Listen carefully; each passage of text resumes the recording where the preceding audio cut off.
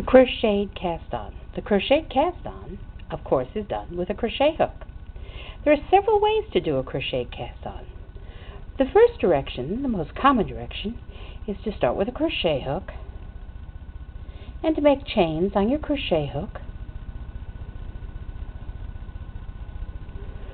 making as many chains as you need stitches, and perhaps then some more. Breaking the yarn and passing it through the final chain, and then taking your needle, picking up this back loop on the crochet chain, making it a stitch, picking up the next back loop, and you now see why I don't like to do the crochet cast on. I find it difficult to pick up these loops. I find that I need more loops than I need stitches. I find it hard and difficult to do. And I think I'm a reasonably skilled person. I don't think I'm alone in this. There's many people who don't like it. One of the solutions is to use a significantly larger crochet hook than your needle. But the crochet cast on is such a versatile cast on that it's hard not to use. It can be used for cast on its own right. It can be used for cast on for a tubular cast on. It can be the beginning of a provisional cast on. So here's what I like to do. I take a needle and a crochet hook and I hold them parallel. I take the yarn from the ball and have the yarn on the crochet hook. It comes underneath the needle, wraps across the needle, and comes underneath. I then switch to holding it within my other hand and then take the crochet hook and pull it through and make a stitch. Now this first one is going to be awkward because it's a chain and I didn't get it. So let's try that again. The first chain, let's make that first chain a little looser. Alright, and we pull that stitch through and we've made one chain and we've wrapped it around our needle. The yarn is at the back, and again, wrap it around across the needle, across the throat of the crochet hook, pull it through and make a second chain, round, third chain, round, fourth chain, round, fifth chain. Now, if you crochet, you might say that the way I'm doing this is somewhat awkward and that there are easier ways to do it. But if you don't crochet, this is a very simple thing to do. You start with a loop on your crochet hook, you hold them parallel.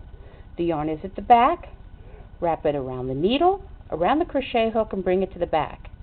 Switch to holding the needle with your left hand, use the right hand to pull out the chain.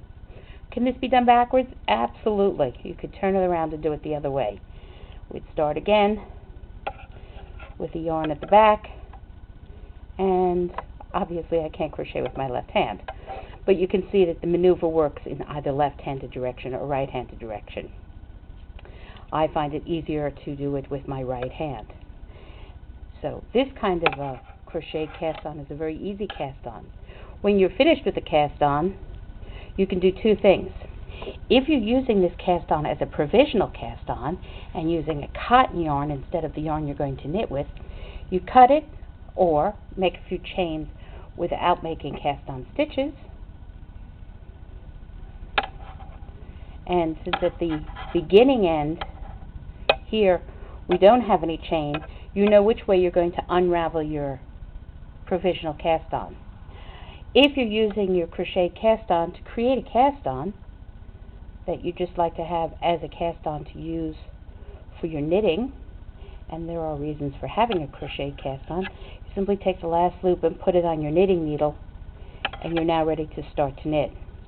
The chain at the bottom of the knitting needle does look open, but once you've done your first row of stitches, you'll find that it'll tighten up and close up, and it gives you a cast on edge that's absolutely identical to a cast off edge. And this can be a very useful thing to do if you're knitting crosswise and you want to have identical edges on a front opening or a back opening.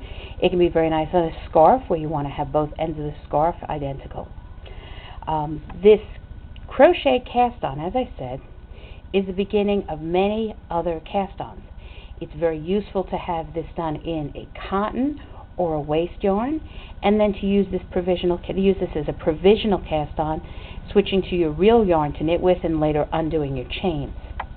If you're going to undo it as a provisional, remember, you don't put this stitch onto your needle, but rather make some extra chains. If you're using this as a cast on that you want to use for the neat edge, you do put the last stitch on your needle. So there is your crocheted cast on.